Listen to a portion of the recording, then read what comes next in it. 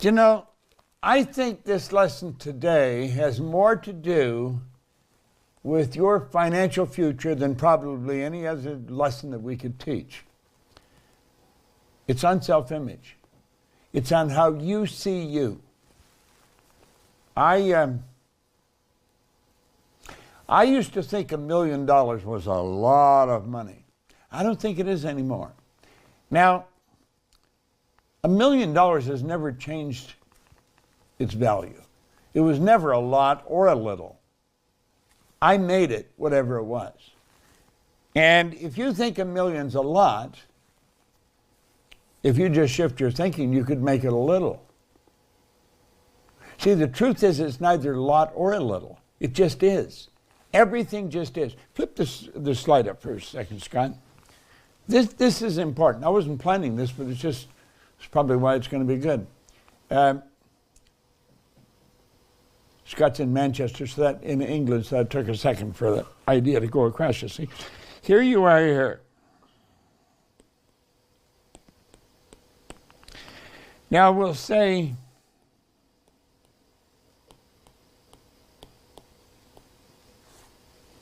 $1 million. That's an idea that's going to come into our mind. Now, is that a lot or a little? The truth is, it's neither one. It's our thinking here. In our conscious mind that makes it's how we look at it. The truth is, it just is. And we make it a lot or a little in our thinking. I used to think it was a lot. Now I think it's a little. Now what happened? Thanks, Scott. I just changed my thinking about it. And that's what I'm going to ask you to do. Now, this has been over 60 years that I've thought this. It didn't happen overnight. All right? I want you must begin to think differently if you want things to happen differently. It's just that simple. It's in our own thinking. Thinking is the highest function that you and I are capable of. And the truth is, most people don't think. I want to suggest that you listen to the average person that's talking. It's either idle conversation that has no meaning at all. It's not going to serve anybody one way or another. Or they're talking about why it can't work or why it won't be done. The truth is, most people are not thinking at all. They're just voicing an opinion of something that they've heard from somebody else, possibly got on the television or the radio or something like that. We must begin to think. We really must. Now, there's 3 essential questions we want to ask ourselves. How does self-image impact my life? How does it impact my life? How is self-image formed? How is self-image changed? That's the vital one. You see, the other 2, they don't really matter that much. We've got to learn how to change it. Self-image impacts your life in everything you do, everything you do. So let's look at it. There's the conscious, the subconscious, and the body. Now, your self-image is in your subconscious mind. And the self-image in the subconscious mind controls your behavior to an enormous degree and produces the results you're getting. Now, if you don't like the results, you've got to change that image of yourself. That is all there is to it. You know, I knew absolutely nothing about this until I was 26. And then I knew mighty little for the first couple of years. But until I was 26, I knew nothing about self-image. All I look back, and I had a very low self-image. I had a poor self-image. But, you know, as I stop and think of the way I was raised, the environment I was raised in and everything, they were good people. They just didn't know. They did not know. They didn't know they didn't know either. And so I grew up struggling. I was always very shy. Why would a person be shy? Because they have low self-esteem. They feel inferior to almost everyone and everything that they come across. Now, ask yourself, how do you behave? Are you confident? Are you wealthy? Are you struggling? You know, how's your business? Is it growing? Is it shrinking? Is it staying the way it is? See, the self-image controls everything. Do you know the crazy part about this? A company has a self-image too. A company, it's the composite of the images that operate in the company. That's what the company's self-image is. Now there's a book that everyone should have. Psycho-Cybernetics. It came out in 1960. I don't have any regrets in the past, but I have a few things I wished would have happened. I had never met Maxwell Maltz, and I had the opportunity to meet him, but I didn't meet him. Maltz died somewhere around 1969. I was selling tickets. I was working at Nigel Conan, and I was selling tickets for a seminar that he was going to do in Wisconsin, and I was going to go over. But that seminar never happened because he passed on to spirit before it happened. But he was a brilliant guy. He was a cosmetic or a reconstructive surgeon, and he would operate on people and literally change their lives. But sometimes he operated and didn't change their life at all. It changed their appearance, but that was it. I remember I worked with a woman in a factory long ago, before I ever got into any of this. She had a very distasteful scar from her ear to the corner of her mouth. How it happened, I have absolutely no idea. But I do know she would talk to you, she would have her hand like this almost. She always tried to hide it. It was obvious that it was bothering her. Now, Maltz would meet people like her, and he would remove the scar. I often thought after I got to know Maltz, it's too bad that her name was Lorraine. She was really a pretty girl, but she had that one physical disfigurement. I don't know how it happened, but I know it bothered her. Well, Maltz would operate on people, and sometimes there would be an enormous change in their behavior, in their appearance. They not only removed the scar, not only changed the physical appearance, there was a psychological shift. They changed how they saw themselves, and totally different personality. But sometimes he'd operate, and the physical operation would be very successful, but no change in their appearance or in their thoughts about themselves. There was no psychological change.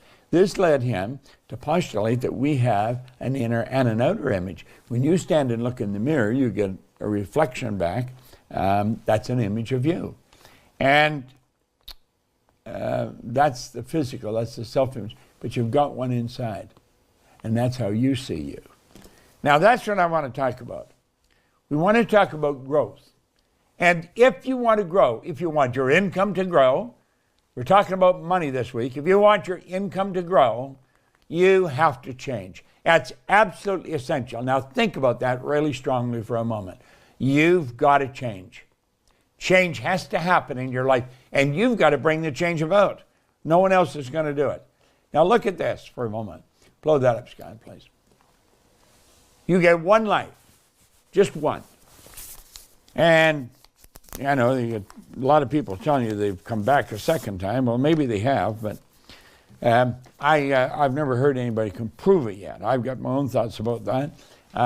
But so far as we know, you got one bite at the apple. And it's about your lifestyle. It's about your contribution. It's about how you spend your days. Well, now here's the bottom line. It's all dependent on how we see ourselves, our own self-image. Our own self-image. How do you see you? That's controlling your life to an enormous degree. Now, let's take a look here again. Here you are. That is going to represent you, it'll represent me. And there's our conscious, our subconscious, and our body. Now, our conscious mind is our thinking mind, the highest function we're capable of. That's also our educated mind, and that's where the intellect is resident. The subconscious is the emotional mind. Operates quite different from the conscious mind. It has no power that the conscious mind has, and yet has enormous power in the subconscious. You see, the conscious mind can choose. It has the ability to think. You can choose. You have the ability to accept or reject. You can accept or reject everything I'm saying. I'm recommending you think about it. Don't necessarily accept it and don't reject it, but think about it. Then I think you'll adopt it.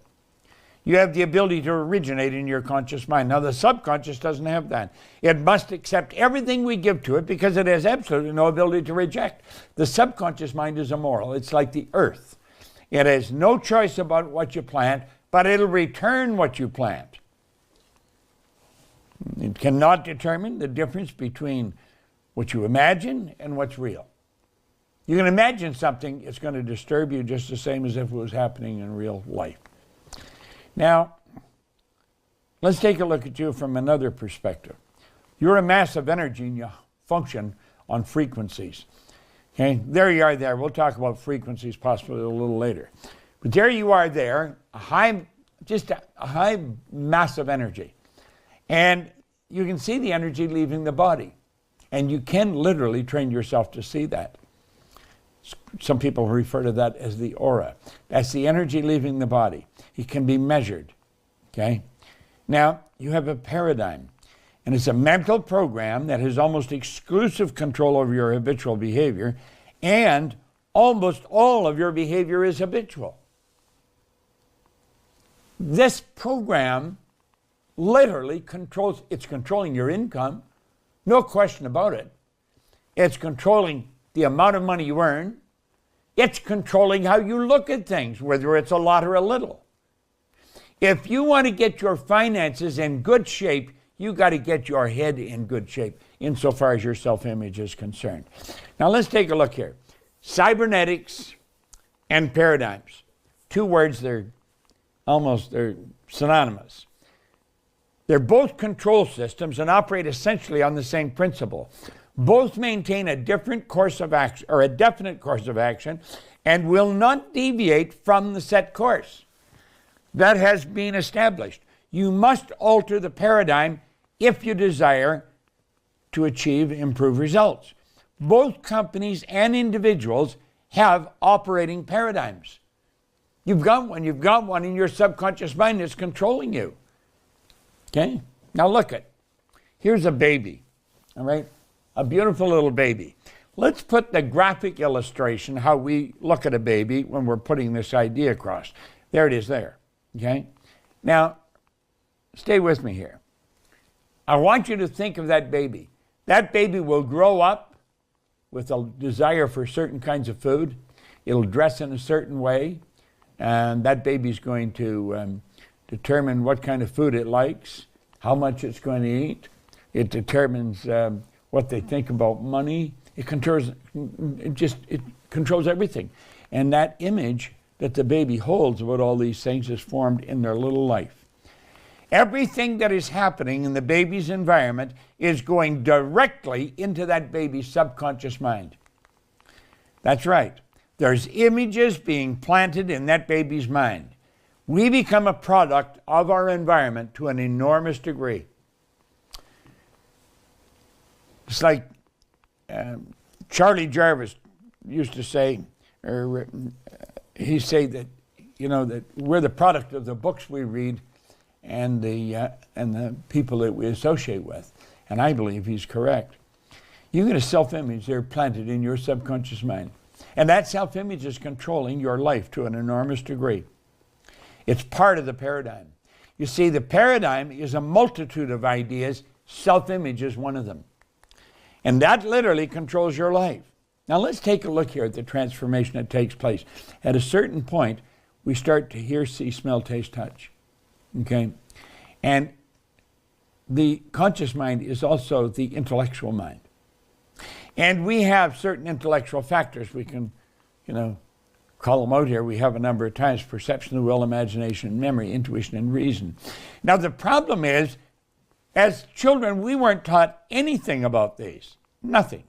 We go to school. We never learned anything about that in school. Okay? So school will begin, and the paradigm continues to grow. Yeah? Now let's look here for a moment. A paradigm and cybernetic instruments operate essentially the same. There's a thermostat in a home. That thermostat operates on what we call a cybernetic mechanism. It's a cybernetic instrument. And you set the temperature to stay at 70 degrees in your home. Now, that temperature stays at 70 degrees. Let's suppose you're sitting and you notice there's a draft around your feet and you start to feel cold. All right? The temperature, something's wrong. The temperature has dropped and the thermostat picked it up. It dropped to 65 degrees. Now, what do you have to do? You have to do nothing.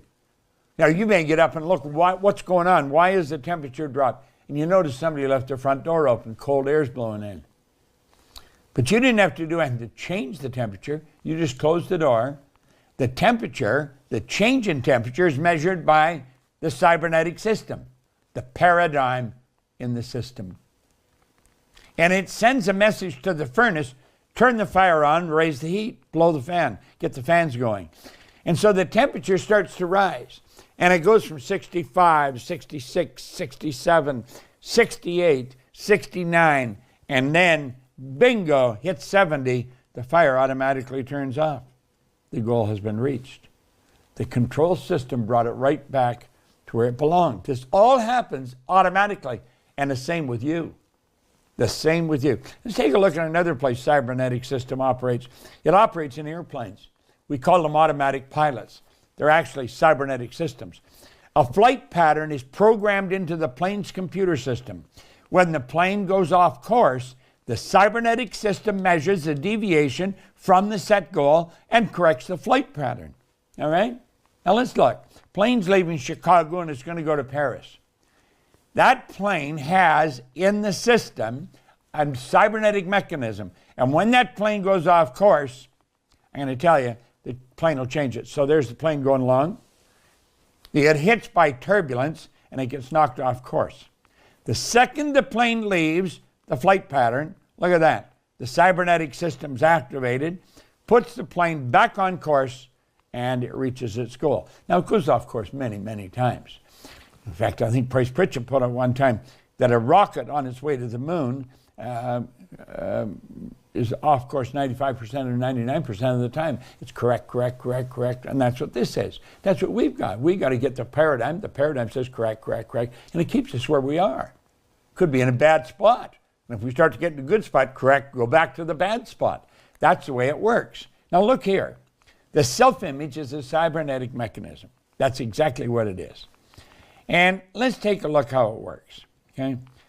You have a self-image here, and it's controlling your behavior. Now, your self-image may say, you're overweight. I'm overweight. I'm fat. I'm too heavy. And every now and then the person gets tired of looking at themselves overweight, so they say, I'm going to go on a diet. I'm going to lose weight. Now, what they should be saying is, I'm going to change my self-image, but they don't even know that. They think, I'm going to go on a diet. That's the trick. So they go on a diet, and look at, they lose the weight. They lose the weight. But like the room temperature, hit back the goal, and they think, we better correct this thing. Well, here the self-image is looking, and this person's off course. They're off course. They're losing weight. When a person who is overweight goes on a diet without altering their self-image, any weight loss will be temporary. The self-image, being a cybernetic instrument, measures the deviation from the set goal and immediately corrects course. The weight that was lost is found. And and they go back and they put it back on. Now, they usually put on about 5 pounds more than they took off. But at any rate, that was the self-image doing that. You see? They never changed the self-image. Now, let's take a look at another situation, okay? Here's another situation. Self-image, okay. This is a student in school. And the child's marks are not good. I mean, they're failing. And so when they bring the report card home, the parent, they land on the kid, and he's grounded. The child's grounded and made to study, okay?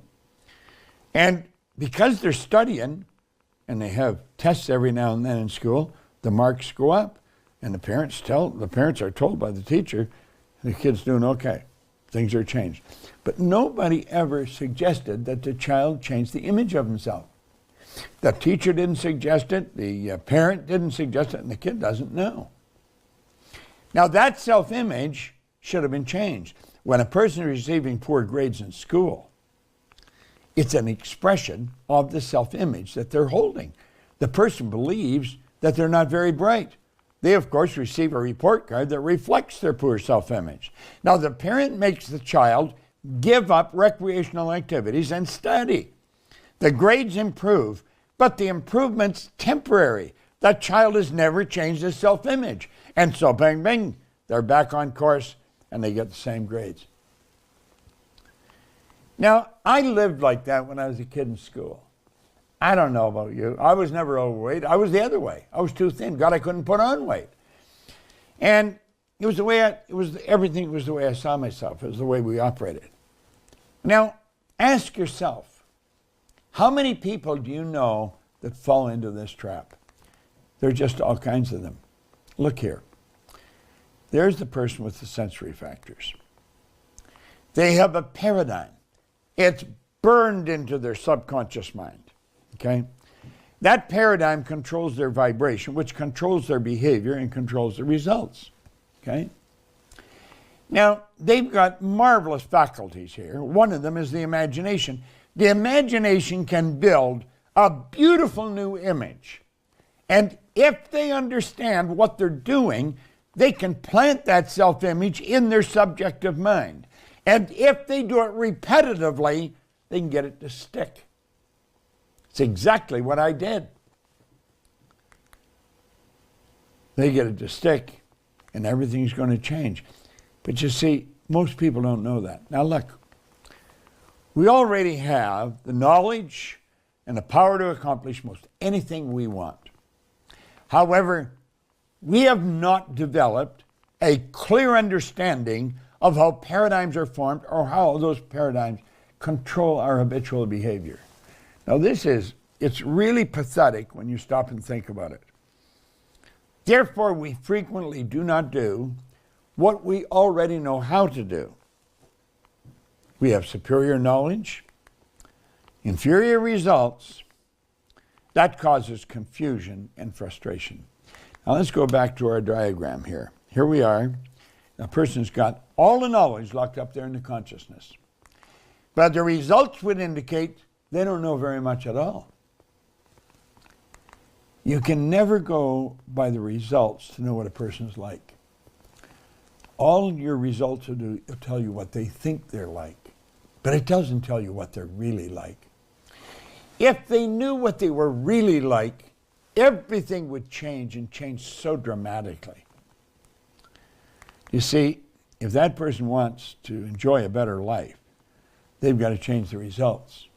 And they not only have to change the results, they've got to make definite change in the paradigm. Got to build a new paradigm. Now listen, I honestly believe I am an excellent example of this. And I often talk about Mikey. Mikey is an excellent example of this. When I first was given this book, I was one sad sucker, I'll tell you. I never did anything very well. I was always broke. I was a pretty unhappy guy.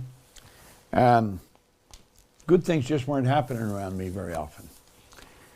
I had very low self-esteem. And when Ray said, you can have anything you want, you can imagine where that resonated in my head. See, I didn't have any self-recognition for that. I didn't believe that.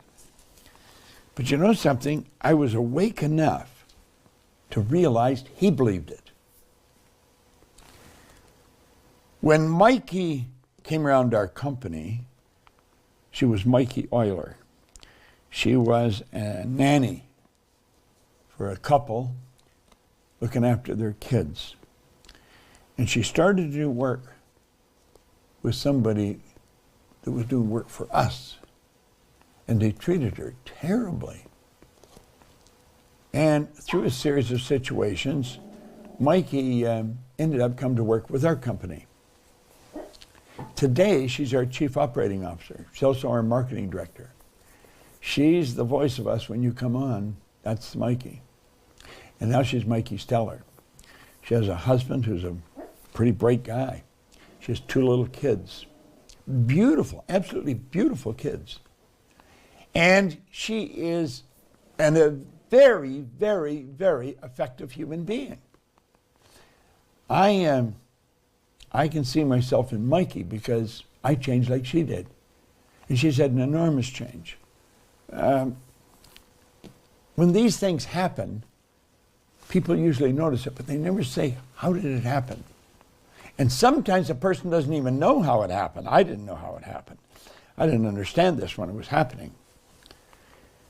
But you see, I did make a decision, and if you're going to change, you're going to make it. And it's got to be a committed decision. If you don't make a committed decision, it's not worth much. Then you have to apply discipline to your life. Now, I didn't, I never had much discipline. I was in the Navy. They talked about discipline. Their discipline was a form of punishment. I mean, they really worked you over if you were a bad boy, I'll tell you. Well, discipline is the ability to give yourself a command and then follow it. Okay? Here's how it happens. We've used this quote so many places because it fits so many places. He said, you never change things by fighting existing reality. To change something, you got to build a new model that makes the existing model obsolete. In other words, you're going to be the container of the model. The model is an image in your mind. And you're going to build a brand new picture of yourself that makes the old picture go away. Okay? Now, I like the way Hunt put it. Decide what you want. Decide what you're prepared to give up to get it. Set your mind to it and get on with the work. God, that is so good. Okay? Now look it. There's the mind and the subconscious and the body. There you are again, your self-image. It controls your actions, which produces the results. So let's take a look here. Here's our mind. You cannot see this too often. You got to burn it in. When I look at you, this is what I see. Conscious, subconscious, and the body. Now you have all these sensory factors, and to an enormous degree, all the information we get that changes our life comes through those senses. We let the outside world control us to an enormous degree. Now we know the conscious mind is also the intellectual mind. And let's take a look at those intellectual factors again. Okay? Because they are what you use to change what's going on in the emotional mind or the paradigm. You've got perception, the will, imagination, memory, intuition, and reason. Now, these are what you use to change the paradigm. But we know nothing about how to use them, and it's unfortunate. They're all sitting right in our conscious mind. That is what separates us from all of the rest of the animal kingdom. These higher faculties. Because we have these higher faculties, we can change the image and change our life. It's these higher faculties that tell that paradigm, get out of town. And then enables you to build a new paradigm. But you see, most people don't know how to do that. You see? You could be hearing my voice and still not know how to do it. Okay? Let's take a look. Power, thoughts. You send those thoughts out into the universe. And then we also turn them over to our subconscious mind, and we send the feeling, because that was the vibration, off into the universe. And those feelings are expressed with and through the physical body, so it causes the body to change in its vibration. It causes the actions to change. Now, most people, I'm going to ask you, check with some people today, ask them what attitude is. Ask them if they can describe attitude. Most people are at a loss to describe attitude. Now look here for a moment. 1, 2, 3. That produces the results. That's the attitude. The attitude is your position or bearing as indicating thoughts, feelings, and actions. It's not your thoughts, it's not your feelings, it's a composite of all three. That's what attitude is. And most people don't understand that. When they have a bad attitude, they're just going to get bad results. It's common. Okay? So let's keep going. Here's the vibration caused by the paradigm. Now, your imagination gives you the ability to build a brand new idea, create a new mindset. And you can impress that new mindset upon the subjective mind. And when you do, if you do it, and you keep doing it for about 30 days, you're going to change your life. Because it changes the vibration the second you do it, which changes the result. Okay? So let's suppose we built this image. I am so happy and grateful now that money comes to me in increasing quantities through multiple sources on a continuous basis. Now look here for a minute. Look at this. See this? You can have all you want. Oops, I got a band on that. Okay? This is more than the one I had yesterday. That's a fan, you see?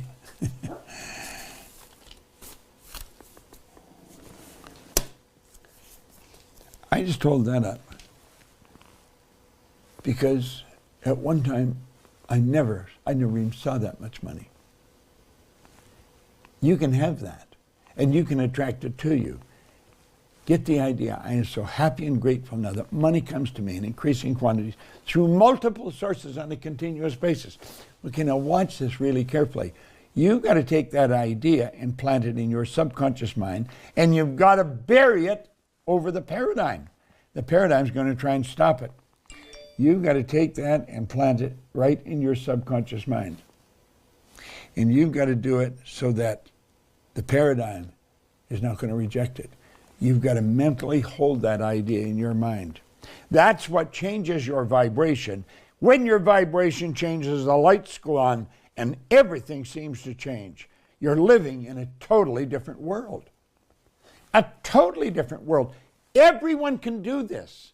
Now this seems so simple. It seems, well, it just seems like it's fantasy, like it won't work. Understand, everything starts in fantasy. The building that you're sitting in was, at one time, was nothing but a fantasy in somebody's mind. We're capable of changing everything and changing anything. Do that for 30 days. Look at, take this and do it for 30 days. Just keep planting that idea in your mind for 30 days. Do this over for 30 days. I guarantee you money will start coming to you through multiple sources on a continuous basis. It's beautiful how it happens. It really is. Now you've got to take conscious control over yourself. You've got to take control of what's going on in the subconscious mind. You've got to change the vibration you're in. When you do all these things, everything starts to happen. Now let's take a look at how it happens. It starts in the heart. Listen, the heart is where everything starts with you. Your spiritual DNA is perfect. There's perfection in you. So why Solomon said, in all your thinking, get understanding. Start to understand. He says, it's as a person thinketh in their heart, so are they. The heart's in the subjective mind. Now watch. Just keep your eye on this. Your heart is trying to tell you, grow, because the spirit within you wants to express itself in a greater way. That spirit is always saying, grow. That's why we're never satisfied. See, my grandma told me when I was a little boy, you should be satisfied. Grandma was wrong. Now, she was an angel of God, but she was wrong. You should never be satisfied. See, dissatisfaction is a creative state. Dissatisfaction comes from the spiritual essence of who we are. Spirit's always for expansion and fuller expression. It's forever attempting to express itself in a greater way. So it's the want in the heart. Now look carefully. It's the want inside seeking expression outside. But it's got to go through. It's got to, the consciousness to take it. So the imagination takes that idea and builds the want. Now here's the bizarre part. You went to spirit to get it, okay, and you built it. Now you turn it back over to spirit, and through the reciprocal law of spirit, it gives it back to you in physical form. You plant the want, and it turns into desire as you feed it. And desire is the effort of the unexpressed possibility within, seeking expression without through your action. So its action causes a reaction, and that changes the conditions, the circumstance, and environment in your life. Or you could add it all together and say that changes your results. You see, I keep telling you the same thing over and over again. Now let's look at it this way. Control the flow of thought energy. Let it flow freely to and through you, improving everything with which it connects. Look at you're an instrument through which thought energy is always flowing. It never stops. It's flowing to and through us. It's the nature of our being. It's flowing to and through us. So watch carefully now and pay attention. That thought energy is in you. It is you. You are a massive energy. You see, the thought energy we talk about, it's made you. Your body's nothing but a massive energy. That's what it is. But it's got programs in it. Now let's take a look. A frequency is a level of vibration. Okay? That's what a frequency is. It's a level of vibration. Look here for a moment. See this phone? It operates on a frequency. It is. This phone is online right now. This phone is hooked up to a phone in Manchester, England. There's no wires on this thing. It's sitting here on my desk. But Scott Edwards is in Manchester in England, and he's hearing everything I'm saying, and he's controlling this entire studio. This studio it's a television station. We built our own television station. We can broadcast all over the world. You want to stay tuned into us because we're going to send you phenomenal information. We encouraged you to get other people to tune in here. Our objective is to change everything in the world. I believe we can do it. A small group of people have always done it in the past. Why couldn't we do it now? Get your friends, plug in, get them to plug in. They can listen to everything that's going on all week. It's all recorded, and we'll leave it up for them to hear. So get on the phone, tell them to get in here. Now look at this again. Watch. That frequency, that is a level of vibration. That's what it is. This phone operates on a frequency. Now because Scott Edwards is on the same frequency as I'm on, we can talk. Now look at. There's an infinite number of frequencies. There's no end to them. Break here for a second and look at this phone. When I was a kid, we did not have a phone. We never had a phone in our house until I was probably around 15. And that was because for two reasons. One, we didn't have very much money. And number two, you couldn't get one anyway. And when we did get one, it was a party line. There was about 100 people on the same frequency. So when you started talk got fitting because people would pick up their phone and listen to you. There's an infinite number of frequencies today. There was then, but we weren't aware of that. Yet because we weren't aware, we couldn't utilize it. But as we developed a greater awareness, we realized that's all there is energy, and it operates on frequency. Energy operates on frequencies. Now look at every frequency is hooked up to the one above and the one below. Every frequency is hooked up to the one above and the one below. Now, if you study this long enough, you're going to realize that means everything in this universe is connected. I'm connected to the chairs here in this studio that I'm in. Now, it all operates on frequency. I operate. This body that I'm in is a massive energy. It's my consciousness that dictates what frequency I'm on. When you're on the frequency with another person, you communicate very well with them. Now come back here and look. Every frequency is hooked up to the one above and the one below. Now this is where Einstein put it very well. He said the intuitive mind is a sacred gift. The rational mind is a faithful servant. We've created a society that honors the servant and has forgotten the gift. We don't use all these higher faculties. Why wouldn't we do that? Because we're not aware of it. And if you're not aware, you're not going to use it. How much do you know about this? Stay with me. Look here. Keep looking. Now, look at this very carefully. Let that X represent where you are in your life. Now come back for a moment, Scott. Let's take this. Here's this money. Where do you stand when it comes to money? Where do you stand? Ask yourself, where do I stand? Now look at that X again. Come back. That X represents where you are, okay? Take an honest look at where you are in your life, and you can see how you got there. You can actually see how you got there. You see, there's frequencies. Each one of these frequencies is a level of vibration, and we can go back to the time we were kids, and I can see I was on a very low frequency.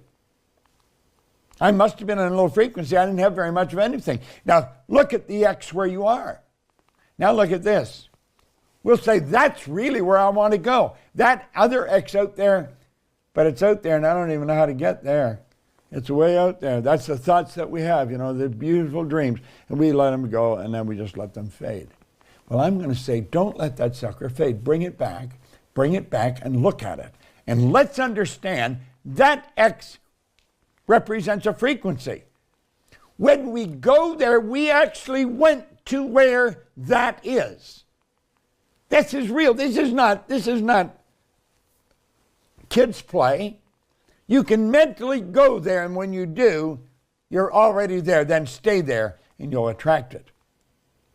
The moment your belief matches with any state, you fuse with it. See, you go back there, and you believe it, you fuse with that. The second your belief matches with any state, you fuse with it. This union results in the activation and projection of its plots, plans, conditions, and circumstance. This new state of conscious awareness becomes your home from which you view the world. This is your workshop. If you're observant, you will see outer reality shaping itself upon the model of your imagination. This is so powerful. Now take a look again. There you are. That's where you want to go. But you let it fade because you don't know how to get there. Look at this. Look what Steve Jobs said. He said, you cannot connect the dots looking forward. You can only connect them looking backwards. So you have to trust that the dots will somehow connect in the future. When you look at your life, you can see how you got to where you are, but you cannot see how you're going to get there. Hillary did not know how to get to the top of that mountain. The Wright brothers didn't know how to get the planes off the ground. Edison didn't know how to make the incandescent light.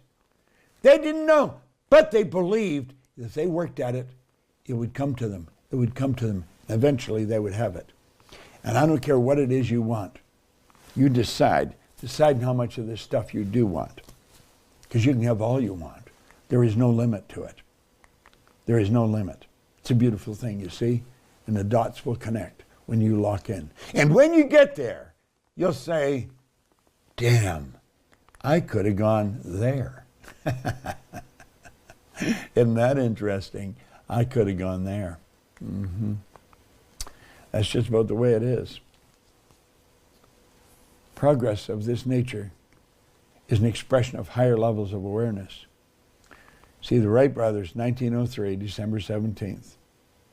And here we are, from Kitty Hawk, North Carolina to the moon, just 979 months. Beautiful thing to understand. Most people are extras in their own movie. You are the director of your life. Change that. What do you really want? There's no end to what you want. There's no end to, you can have anything you want. You just got to control the energy. Start to control it. To move to a higher state or a higher frequency of thought, you have to consent. It's got to be your decision. I can't do it for you. No one can do it for you. You've got to do it.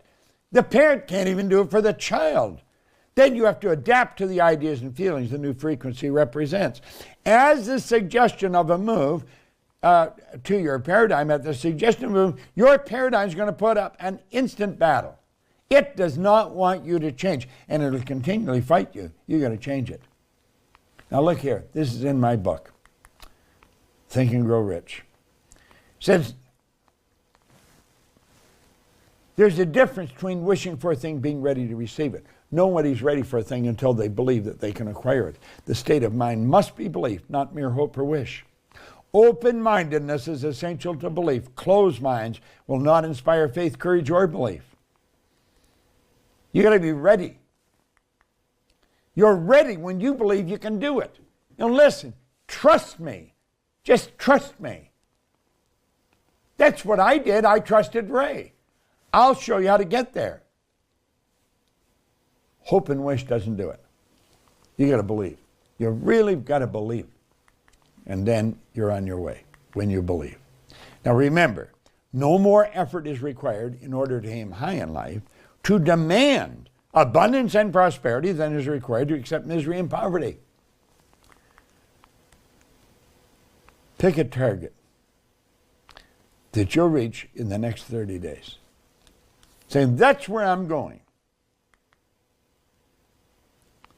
There's a quote that I just love because I feel the same way.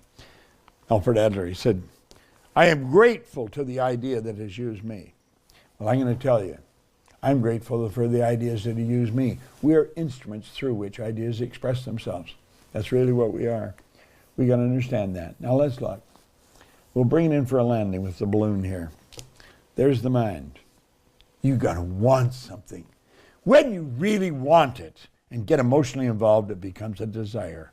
Desire is the effort of the unexpressed possibility within, seeking expression without through your action. It's the results that you really want to change.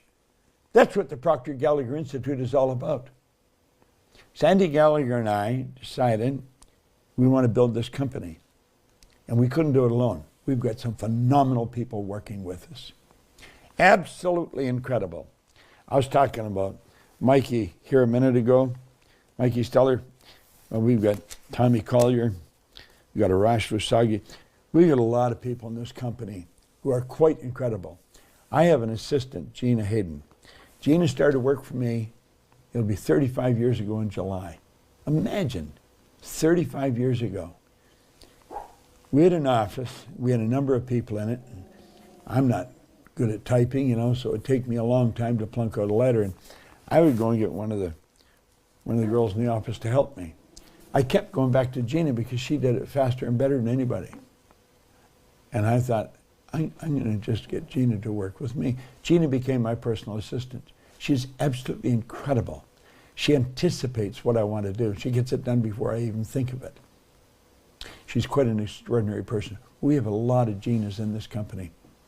We got a lot of Mikeys and Tommies. I mean, just phenomenal people. So I'm going to just say a prayer. I want everybody here to get what I've taught. I want you to get other people into this. Get some of your friends. I'd like everybody that can hear my voice to phone one person, just one, and say, you've got to go and register in this thing. This information is too good to be missed. And it is. I've spent my entire life. I've 60 years of studying this. And I'm going on another 60. I know.